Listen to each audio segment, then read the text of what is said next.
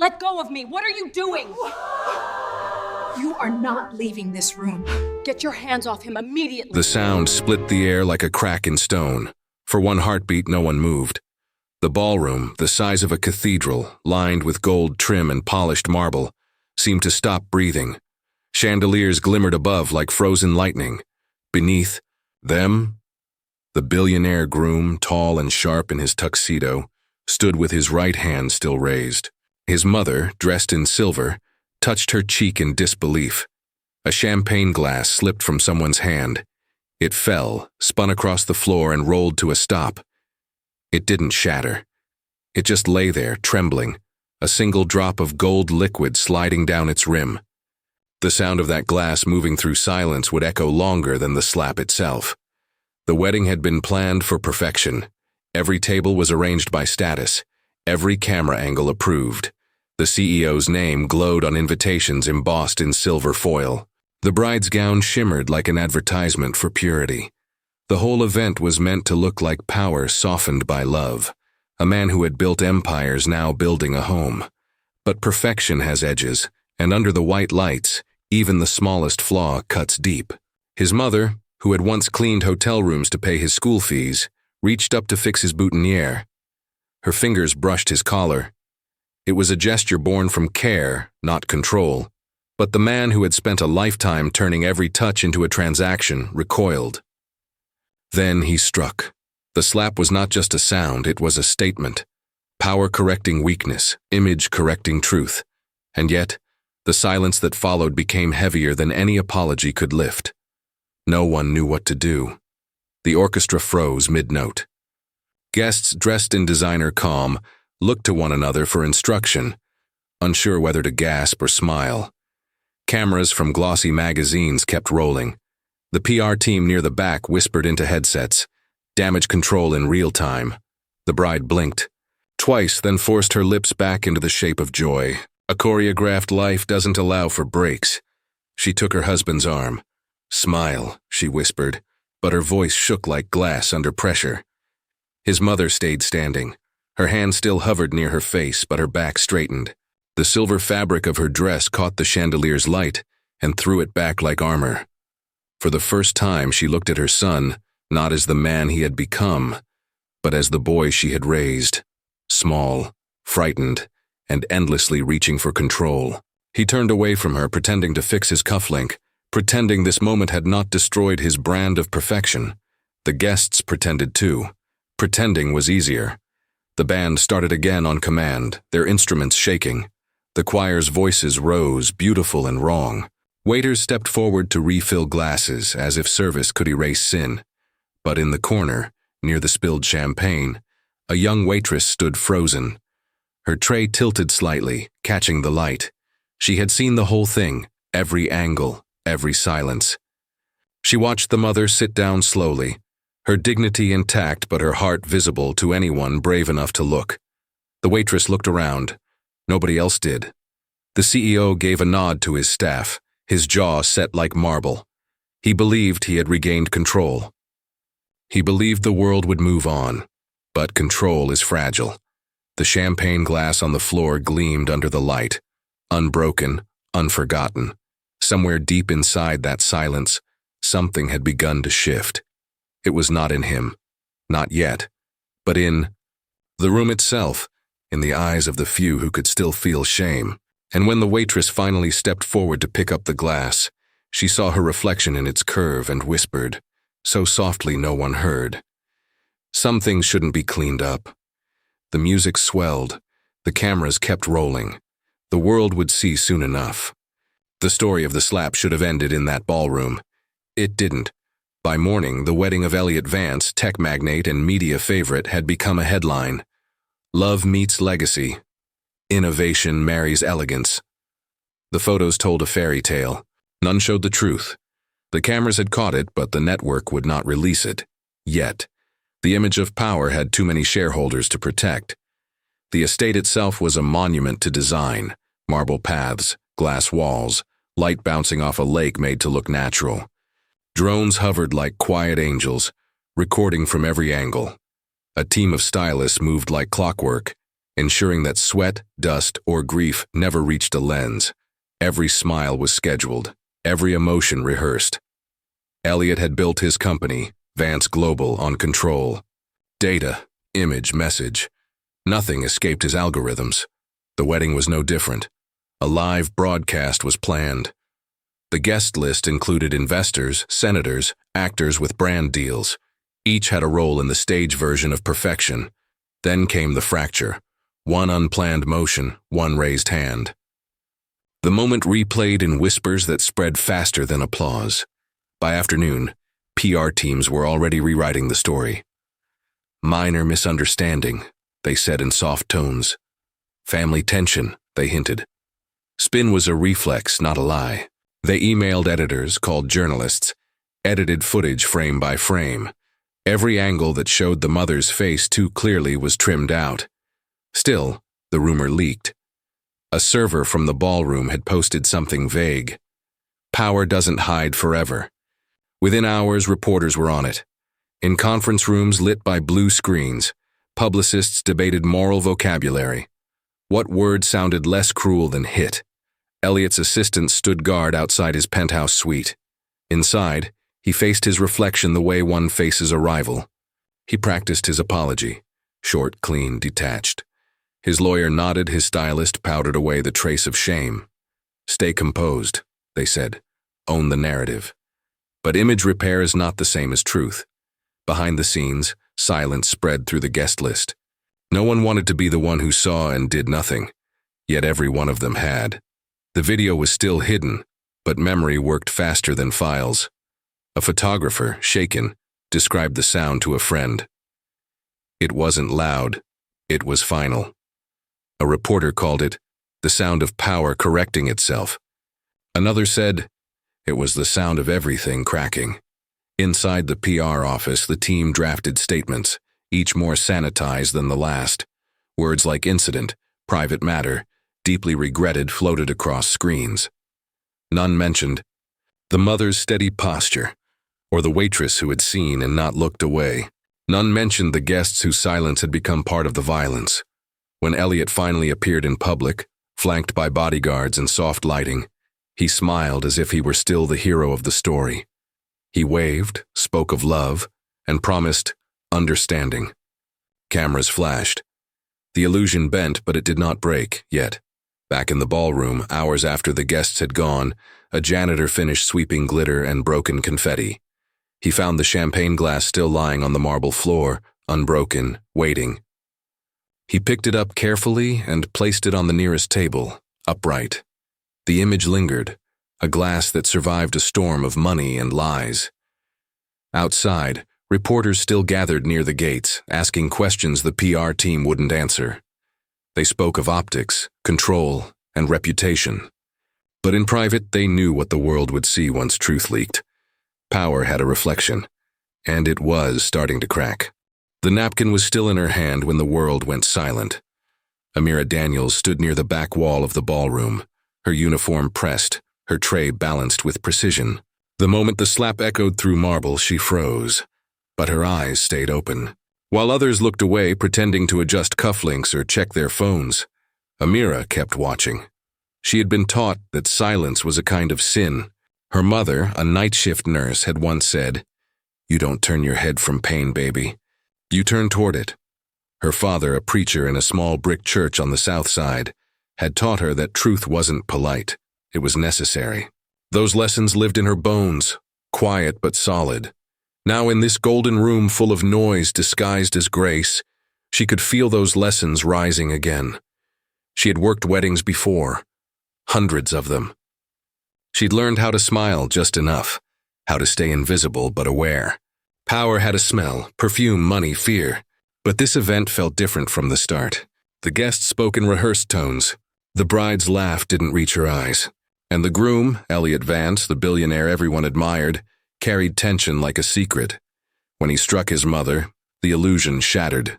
The napkin in Amira's hand crumpled, its white corner pressed into her palm like paper armor. She didn't gasp. She didn't flinch. She only watched. The orchestra stopped mid-note. Guests looked around, waiting for someone else to lead the reaction.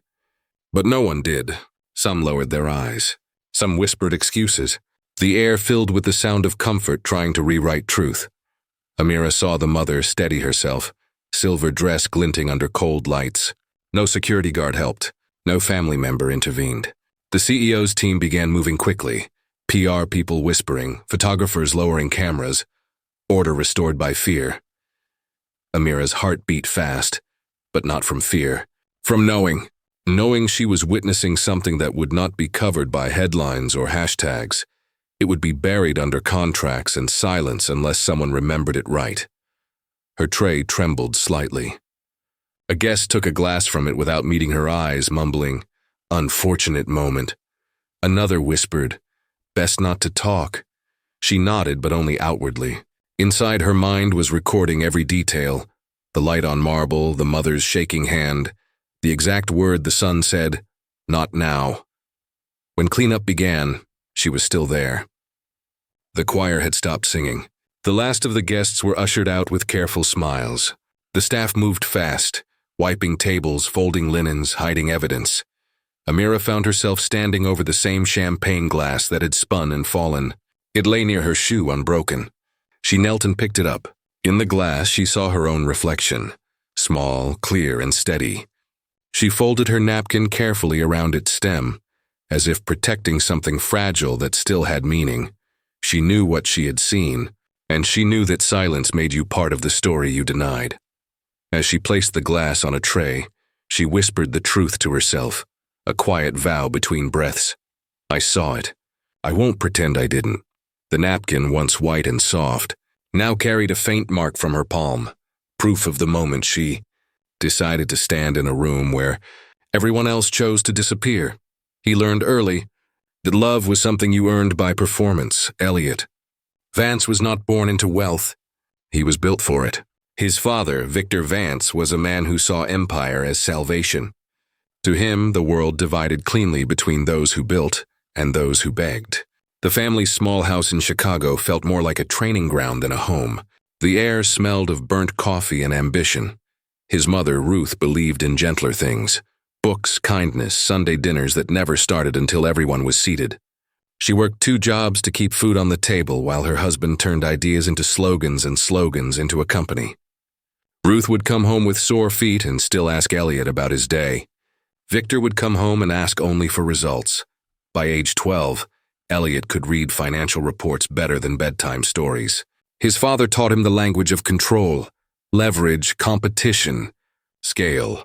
His mother taught him the language of care, listen, forgive, rest. Those languages never mixed well. One night, during a thunderstorm, Victor called his son into the garage. He was building something, a model of the first Vance Global logo. The air buzzed with electricity, not from the storm, but from the man himself. "A name," Victor said, "is only as strong as the man who protects it." Elliot nodded, though he didn't understand. His mother watched from the doorway, her face lit by the garage bulb. She whispered, "Don't forget, strength isn't the same as pride." Her husband heard and turned sharply. "Pride," he said, "is what keeps people from crawling." That night, 2 lessons entered the boy's heart and started to wrestle. In school, Elliot learned to win, not to share. His father praised high scores, but scolded every mistake as weakness. Ruth tried to soften the blows, telling him stories about mercy and second chances. But over time, mercy started to sound like failure. When Victor's company began to rise, the house filled with symbols of success: polished wood, silent clocks, expensive pens no one used. But the noise inside grew louder. Arguments became lessons. Tears became proof of weakness. At 14, Elliot saw his mother cry quietly at the kitchen sink. His father had called her ungrateful for asking him to be home for dinner. Elliot wanted to comfort her, but he also feared being called soft. Instead, he said nothing. That silence hardened inside him, like cement poured too quickly. As the years passed, his father began bringing him to boardrooms, teaching him to speak in numbers. Emotion, Victor said, is a liability. Control the room or it controls you. Ruth's gentle voice faded into the background, drowned out by the rhythm of deals and applause. On the night Victor died, suddenly, at his desk, Elliot stood in that same office, staring at the chair his father had filled. His mother stood beside him, holding a box of papers. "You don't have to be him," she said quietly. He didn't answer. He only looked at the family portrait hanging on the wall. His father's hand rested on his shoulder in the picture. It looked like a claim. From that moment, Elliot began to rebuild himself, not as a son, but as a replica. He wore control like armor. He learned to turn warmth into strategy. Every success proved he was safe. Every loss felt like betrayal. And somewhere deep beneath the empire he built, the boy who once wanted his mother's comfort disappeared under the man who couldn't bear to be seen as small. Years later, at his wedding, when Ruth reached up to fix his collar, that old tension, the one his father had planted, rose again. It was the same spark, the same fear of being corrected, of appearing weak in front of witnesses. His hand lifted before he even thought. The same hand that had once trembled to hold a toy hammer, now moved with the reflex of pride. It was not a new gesture. It was inherited. The sound came back before the story did. Not the image, just the sound. A clean, sharp crack, looping endlessly through phones and screens. No music, no context, just that one moment repeated until it became something else. Entertainment, outrage, proof. The slap that once froze a room now circled the world. The video leaked on a Tuesday morning. No one claimed responsibility, but everyone watched. A guest had captured it, shaky and brief. The camera caught the gleam of marble, the edge of a tuxedo sleeve, the flash of a silver dress, and the sound that split them apart. Within hours, it was everywhere. Billionaire CEO strikes mother during lavish wedding. News anchors debated tone. Pundits asked about stress, mental health, generational trauma. But the truth was simpler and harder. Violence in public followed by silence. The wedding guests, once symbols of class and refinement, became evidence.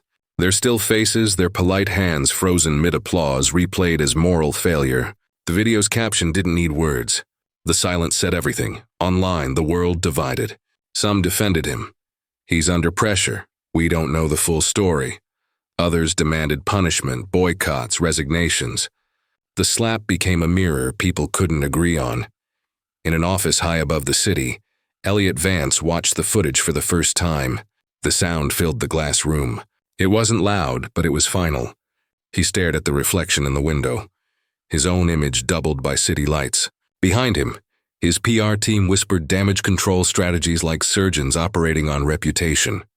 "Release a statement," one said. "Apologize for misunderstanding." Another added, "Frame it as concern for his mother's health." No one said the word truth. The mother refused interviews. She didn't speak at all. Her silence became the only real act of resistance left. Meanwhile, Amira Daniels, the waitress who hadn't looked away, watched the coverage from a small apartment on the city's south side. The same napkin she had folded at the wedding now rested on her kitchen table. On TV, experts discussed morality as if it were a product. "What responsibility do bystanders have?" one asked. Amira turned down the volume. She already knew the answer. By evening, someone slowed the clip down, frame by frame.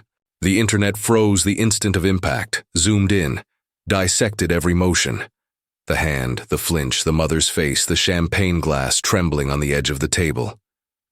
Then came the sound again. The slap became a rhythm online. TikToks mimicked it. News podcasts analyzed its cultural meaning. Even those condemning it used the sound to draw attention. What had once been an act of cruelty turned into viral currency. But one moment broke the cycle. A journalist released the full uncut clip, showing what came after. The choir's confused voices. The bride's forced smile. The servers pretending nothing happened. The weight of a room choosing cowardice over conscience. That clip didn't trend. It was too uncomfortable to replay. In the days that followed, the video's sound began to fade, replaced by new stories, new scandals. But something remained, an echo that followed people into their daily lives. The sound of something breaking that wasn't just glass or skin, but the illusion of control itself. Reporters moved on. Guests issued polite statements. Lawyers denied responsibility. The world scrolled away. Yet in quiet spaces, on buses, in classrooms, in late-night kitchens, people remembered that noise. That single clean crack cutting through wealth, manners, and excuses. For most, it was just another headline. For others, it was a reminder. That silence, once chosen by hundreds, had gone viral too. And it asked the same question each time the replay ended. Who stayed quiet so the powerful could keep their sound? The envelope looked harmless, white, smooth, sealed with a company logo that promised confidentiality. But Amira Daniels could feel what it carried before she even opened it. Silence, priced and printed. 3 days had passed since the video went public. The news still replayed the sound, the sharp echo of a man's hand against his mother's face. Commentators called it the slap that divided the nation. Brands pulled out of contracts. Stock values trembled. Now, in a glass-walled office overlooking the city, Amira sat across from 2 of the CEO's representatives. They smiled the way people smile when they're paid to look kind. Between them lay the envelope. One of them, a woman in a tailored gray suit, spoke first. "Ms. Daniels, you've been through a lot. Mr. Vance deeply regrets the misunderstanding that occurred at the wedding." Amira said nothing. Her hands stayed folded in her lap, palms still, eyes steady. The man beside the woman leaned forward. "We're prepared to offer compensation, generous compensation, enough to ensure your peace and privacy." He pushed the envelope across the table. It made a small sound, paper against glass, soft but final. Amira looked at it but did not touch it. Silence, the woman continued carefully. "Helps everyone heal. No interviews. No statements. No more attention." Amira's eyes drifted to the window. Down below, the city glimmered. Thousands of lights, all pretending not to see each other. Her voice came calm. "You want me to forget what I saw?" The woman smiled politely. "Not forget. Simply move on." Amira leaned back. "Does his mother get to move on?" The question landed like a stone in water. Neither of them answered. The man shifted, trying to recover. "This isn't about morality, Ms. Daniels. It's about protecting everyone involved." Amira met his gaze. Everyone powerful. A pause filled the room. The air conditioner hummed like a heartbeat, trying to cover guilt. Finally, she reached for the envelope, but only to hold it up. The company logo caught the light. "Do you know what this feels like?" she asked softly. "It feels like paper trying to buy air." They watched as she tore the seal open, not to sign, but to expose it. Inside was a contract, already prepared with her name printed neatly across the top, waiting only for a signature. She ran a finger across the line. Then she took the linen napkin from her bag, the same one she had clutched during the wedding, now folded with care. She placed it over the contract, pressed once, and left it there. "This," she said, "is cleaner than anything you've given me." The woman's voice wavered. "You'll regret this, Ms. Daniels." "No," Amira said quietly. "He will." She rose, leaving the napkin on top of the unsigned papers, a white square against a sea of ink. For a moment, no one moved. The hum of the city filled the silence that followed, stretching like truth uncovered. Outside, the afternoon light broke through clouds, sharp and unfiltered. Amira walked down the steps of the building with the envelope still in her hand, now empty.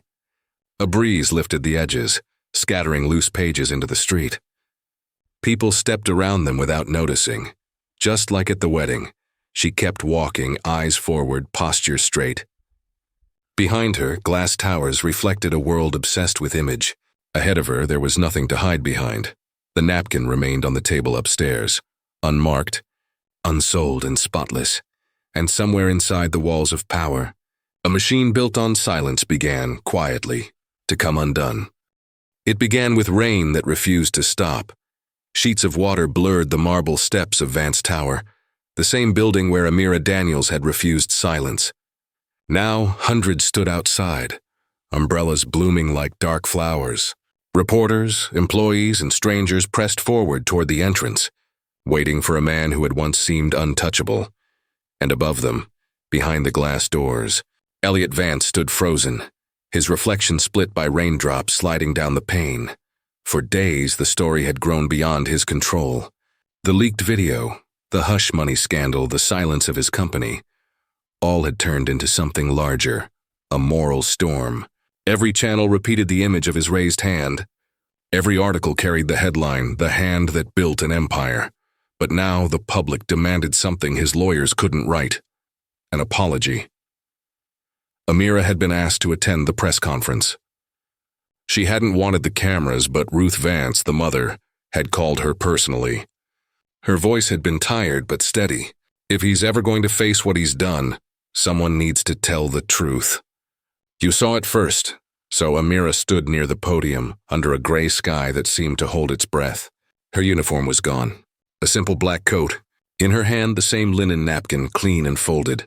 When Elliot finally appeared, the crowd surged. Flashbulbs exploded like lightning. He looked smaller now, his suit immaculate, his eyes hollow. The stage was set with corporate precision. Logo behind him, microphones lined up, a statement printed in his hand. He began to read, words of regret carefully shaped by advisors. A misunderstanding. Deep remorse. Lessons learned. Each sentence fell flat, absorbed by rain and disbelief. Then Amira stepped forward. The crowd quieted instantly. "Mr. Vance," she said, her voice clear but calm. "When you hit your mother, it wasn't a mistake. It was a choice. And when we all watched and said nothing, that was a choice too." Reporters turned their cameras toward her. She didn't flinch. "You built an empire to control people," she continued, "but you couldn't control your own heart. Your mother gave you her name, her work, her silence, and this is what you gave back." Elliot looked at her, speechless. His mother stood a few steps behind, her silver dress dulled by the rain. For the first time, the crowd saw her face, not as a victim, but as a woman who had endured enough. Amira unfolded the napkin and held it up. "This," she said, "was the cloth I used to clean the glass you broke that day. It stayed unbroken. It stayed clean. Can you say the same for yourself?" The cameras caught every word. For a moment, no one moved. The only sound was rain striking marble. Then Ruth took a step forward. She reached for her son, not to comfort, but to confront. Her voice, barely above a whisper, carried through the microphones. "Elliot," she said, "your father built a company. I tried to build a man. I failed." He swallowed hard. The printed statement in his hand sagged under the rain. His lips trembled, not from cold, but from something he had never let himself feel. Shame. When he dropped the paper, the wind caught it, scattering his apology across the steps.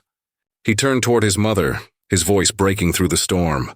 "I'm sorry," she didn't answer. Then, slowly, visibly, Elliot sank to his knees. It wasn't graceful.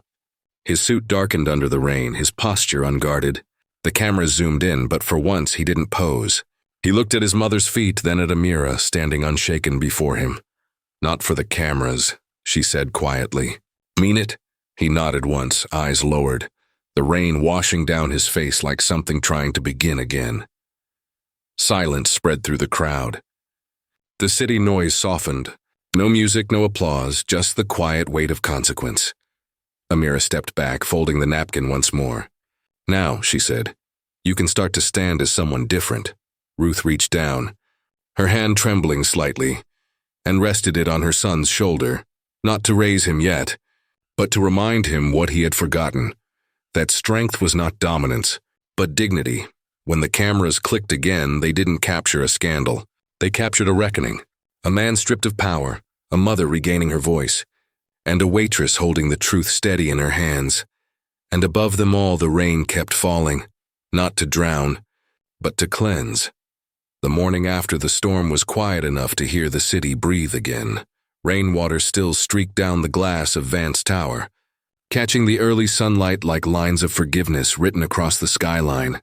The headlines had changed overnight. No longer power couple's wedding of the year. Now the kneeling.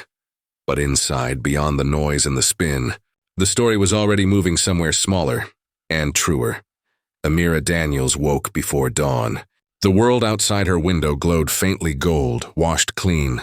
She brewed her coffee, ironed her uniform, and tied her hair back just as she had every morning before any of this began. Her reflection in the small mirror looked steady but not the same.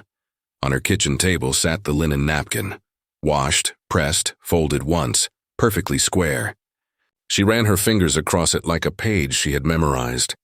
It was no longer a symbol of the rich or the powerful. It was a reminder of what refused to be stained. Across the city, Elliot Vance was awake too. His company board had suspended him. The world's cameras had turned away. For the first time in years, there was no schedule to fill the silence. In his penthouse, stripped of meetings and headlines, He sat across from his mother. Ruth Vance looked older than she had 2 days before, but lighter somehow, like someone who had finally exhaled. Neither spoke for a long time. The air between them was fragile but alive. "You taught me everything good I ever knew," Elliot said quietly, his voice frayed but real. "And I used it the wrong way." Ruth didn't answer right away. She folded her hands on the table. Her fingers were thin, lined from years of work that no one had applauded. "What you used," she said, "was fear. You thought it was strength. It's what your father believed too." He nodded slowly. "I didn't know how to stop." "You do now," she said. Her tone wasn't sharp. It was certain. She reached across the table and rested her hand on his, the way she had when he was small. Not to erase what had happened, but to give him something to rebuild from. A touch that demanded responsibility, not pity. Later that day, Amira clocked in at a small downtown cafe. The floor smelled of lemon cleaner and coffee grounds. The air buzzed with ordinary life. Students studying, workers scrolling through news on their phones. One customer whispered about that billionaire kneeling in the rain. Amira poured milk into a cup and set it down gently. "People can change," she said, not to anyone in particular, just to the room. No one recognized her. No one needed to. She was fine with that. The truth didn't need fame, it needed memory. Outside, the city hummed. For all its noise, it still depended on quiet acts of decency to keep it standing. When Amira returned home that evening, she set her apron on the chair and reached for the napkin again. The fabric caught the light from her small window. She folded it once, then again, slowly, carefully, the same way her mother had taught her when she was young. In another part of the city, Ruth stood on her balcony, watching the sunset fade into a calm gray. Behind her, her son stood silently, holding a towel, helping her bring in the chairs before the next rain. No cameras, no speeches, just the sound of forgiveness moving quietly through the air. And on a kitchen table far away, a clean napkin lay folded in perfect stillness, unbroken, unstained, a small white square of dignity that had outlasted every empire built on pride.